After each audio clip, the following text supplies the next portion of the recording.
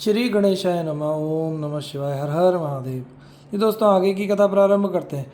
अथ द्वात्रिंशो अध्याय।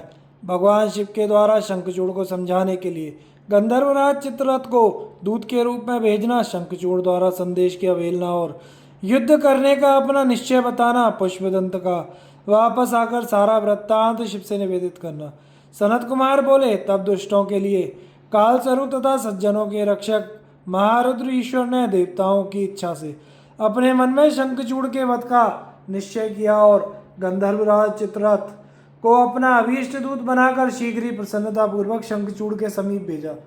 तब सर्वेश्वर की आज्ञा से वह दूत इंद्र की अमरावतीपुरी से भी अधिक ऐश्वर्य संपन्न तथा कुबेर के भवन से भी उत्कृष्ट भवनों वाले उस दैत्येंद्र के नगर में गया।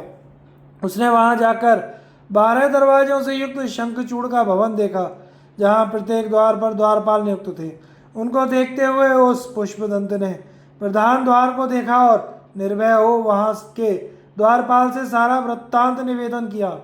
तब अत्यंत सुंदर, रम्य, विस्तृत तथा भली भांति अलंकृत उस द्वार को पार करके वह प्रसन्नतापूर्वक भीतर गया। वहां जाकर उसने वीरों के मंडल में विराजमान तथा रत्न सिंहासन पर बैठे हुए उस दानवाधिपति शंखचूड़ को देखा। उस समय वह 3 करोड़ दैत्यराजों से घिरा हुआ था तथा वे उसकी सेवा कर रहे थे और अन्य 100 करोड़ दानव हाथों में शस्त्र लेकर उसके चारों ओर पहरा दे रहे थे। इस प्रकार उसे देखकर पुष्पदंत को बड़ा आश्चर्य हुआ और उसने शंकर के द्वारा कहे गए युद्ध का संदेश इस प्रकार कहा। पुष्पदंत बोला, हे राजेंद्र, मैं शिव जी का पुष्पदंत नामक दूत हूँ। हे प्रभु, शंकर ने जो संदेश भेजा है उसे श्रवण कीजिए। मैं आपसे कह रहा हूँ। शिव जी बोले, तुम सज्जन देवताओं का राज्य तथा उनका अधिकार इस समय लौटा दो, अन्यथा मुझे अपना शत्रु समझकर मेरे साथ युद्ध करो। मैं सज्जनों का रक्षक हूँ और देवता लोग मेरी शरण में आए हैं, अतः मैं महारुद्र क्रुद्ध होने पर निस्संदेह तुम्हारा वध करूंगा। मैं हर हूँ, मैंने सभी देवताओं को अभयदान दिया है। मैं शरणागत वत्सल हूँ और दुष्टों को दंड देने वाला हूँ। हे दानवेंद्र, तुम राज्य लौटाओगे अथवा युद्ध करोगे? विचार करके इन दोनों में से एक तात्विक बात बताओ। पुष्पदंत बोला, हे दैत्यराज, शंकर ने मुझसे जो कुछ कहा है उसे मैंने तत्वतः आपसे निवेदन किया। शंकर जी का वचन कभी झूठा होने वाला नहीं है, अतः अब मैं शीघ्र ही अपने स्वामी सदाशिव के पास जाना चाहता हूँ। मैं जाकर शंभू से क्या कहूँगा, ऐसे मुझको तुम बताओ। सनत कुमार बोले, इस प्रकार श्रेष्ठ स्वामी वाले शिवदूत पुष्पदंत की बात सुनकर वह दानवेंद्र हंसकर उससे कहने लगा।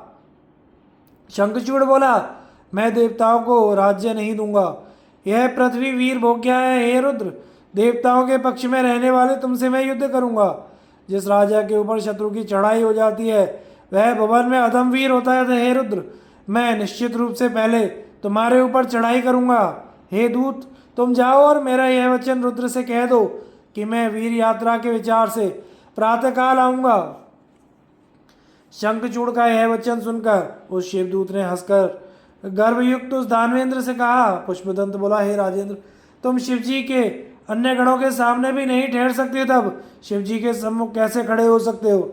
अतः तुम्हें उचित यही है कि देवताओं का समस्त अधिकार उन्हें प्रदान कर दो और यदि जीवित रहना चाहते हो तो शीघ्र ही पाताल में चले जाओ। हे दानव श्रेष्ठ, तुम शंकर जी को सामान्य देवता मत समझो।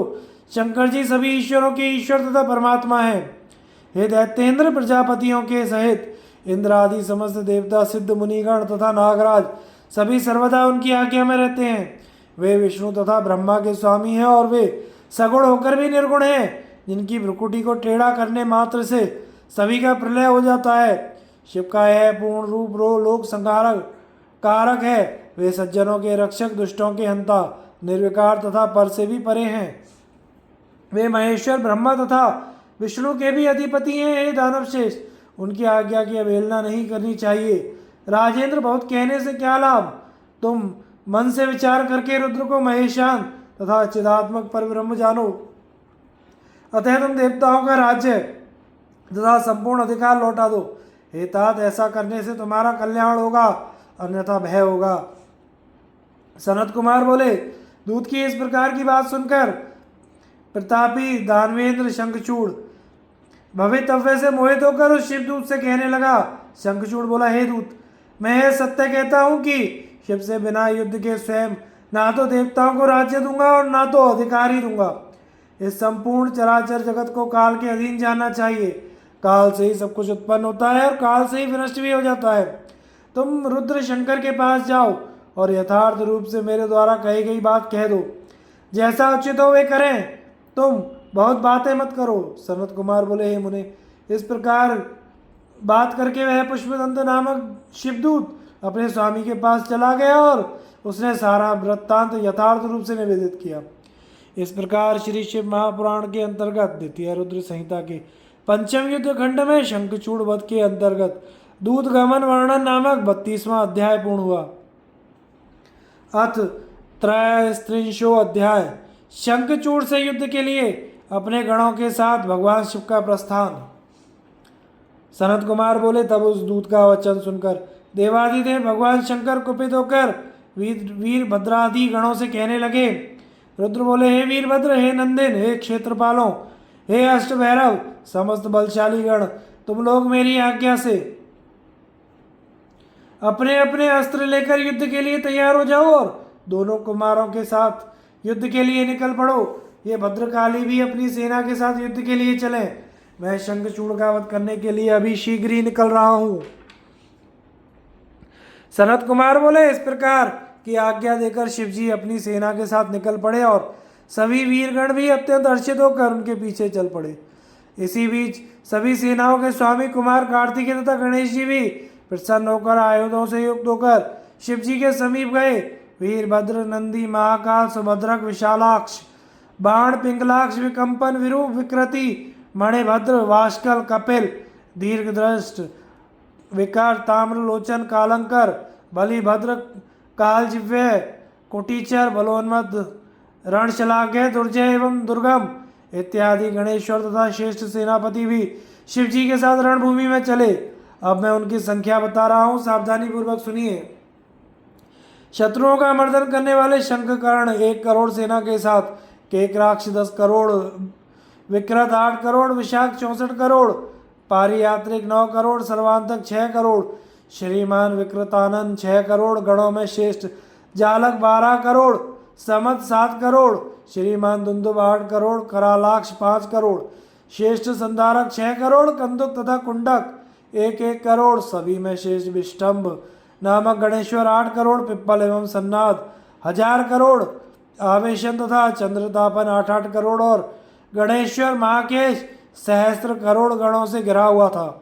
कुंडी एवं पर्वत 12 करोड़ वीरों, कालक एवं महाकाल 100 करोड़, अग्निक 100 करोड़, अग्निमुख 1 करोड़, आदित्य एवं घनाभय आधा करोड़, सन्नाह तथा कुमुद 100 करोड़, अमोघ, कोकिल एवं सुमंत्रक 100 करोड़, काकपाद और संतानक 60 करोड़, महाबल 9 करोड़, मधु पिंगल 5 करोड़, नील देवेश एवं पूर्णभद्र 90 करोड़, महाबलवान चतुर्वक्त्र 7 करोड़ गणों के साथ। इसी प्रकार अन्य महावीर गण हजारों सैकड़ों तथा 20 करोड़ों गणों को साथ लेकर वहां युद्धोत्सव में आए।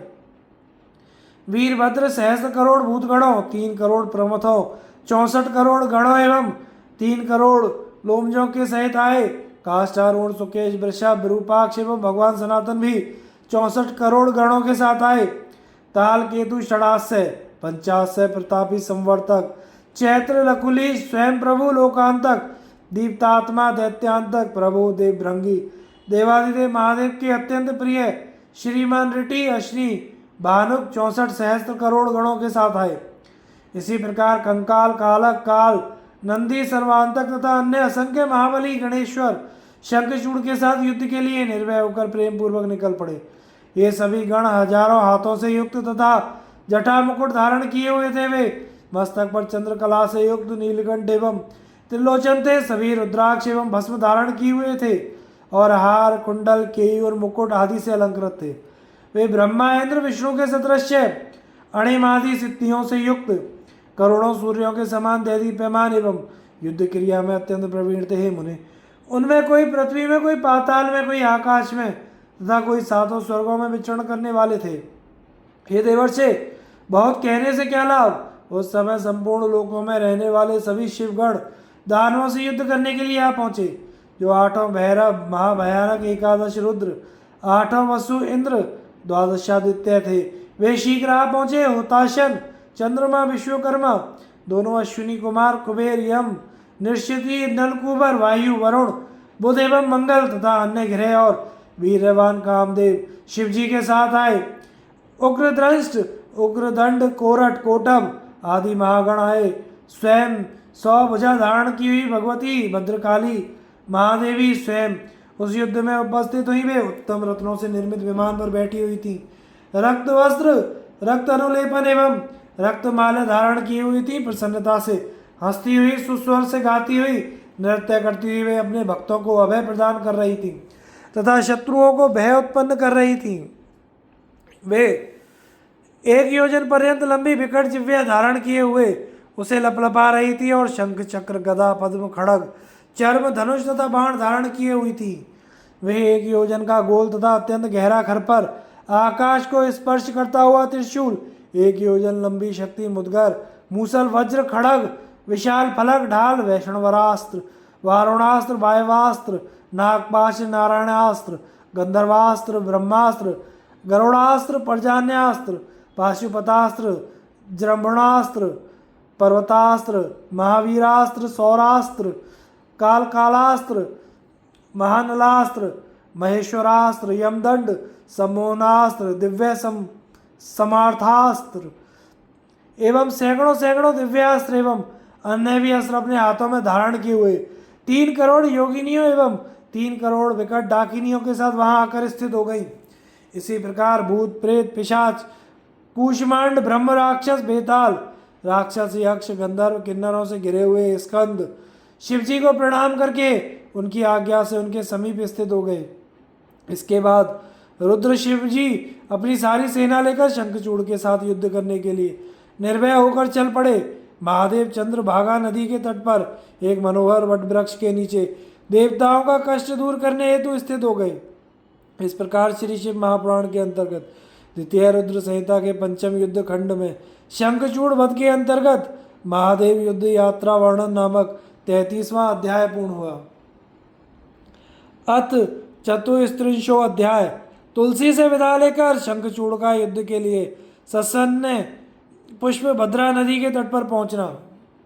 व्यास जी बोले, हे महाबुद्धिमान ब्रह्मपुत्र, हे मुने, आप चिरकाल तक जीवित रहे। आपने शिव जी का बड़ा विचित्र चरित्र वर्णन किया। अब आप विस्तार पूर्वक बताइए कि शिव जी के दूत के चले जाने पर प्रतापी शंखचूड़ ने क्या किया।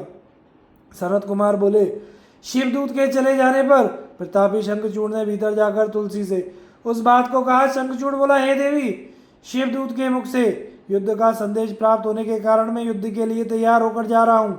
अब तुम मेरे शासन का कार्य संभालना। इस प्रकार कहकर उस ज्ञानी शंखचूड़ ने नाना प्रकार के वाक्यों से अपनी प्रियतमा को समझाया और शंकर का अनादर कर हर्षपूर्वक उसके साथ क्रीड़ा की। अनेक प्रकार की काम कलाओं तथा मधुर वचनों से परस्पर संलाप करते हुए वे पति पत्नी सुख सागर में निमग्न हो रात में क्रीड़ा करते रहे। ब्रह्म मुहूर्त में उठकर प्रातःकालीन कृत्य करके नित्य कर्म संपन्न कर उसने बहुत दान दिया। इसके बाद अपने पुत्र को सभी दानवों का राजा बनाकर सारी संपत्ति एवं राज्य, पुत्र तथा भार्या को समर्पित कर उस राजा ने बारंबार रोती हुई तथा अनेक बातें कहकर युद्ध में जाने से मना करने वाली अपनी भार्या को आश्वस्त किया। उसके बाद उसने अपने वीर सेनापति को आदरपूर्वक बुलाकर उसे आज्ञा दी और स्वयं सन्नद्ध होकर संग्राम के लिए उद्यत हुआ। शंखचूड़ बोला, हे सेनापति, युद्ध करने में कुशल सभी वीर सभी प्रकार से सुसज्जित होकर युद्ध के लिए चले। बलशाली कंकों की सेना जिसमें 86 महाबलवान दैत्य एवं दानव हैं, आयुधों से युक्त हो शीघ्र ही निर्भय होकर चले। असुरों के 50 कुल जिसमें करोड़ों महावीर हैं, वे भी देव पक्षपाती शंकर से युद्ध करने के लिए निकले। धूम्र नामक दैत्यों से 100 कुशल शिव से युद्ध करने के लिए मेरी आज्ञा से शीघ्र निकले। इसी प्रकार काल के मौर्य, दौराहद तथा कालक तैयार होकर मेरी आज्ञा से रुद्र के साथ संग्राम के लिए निकले।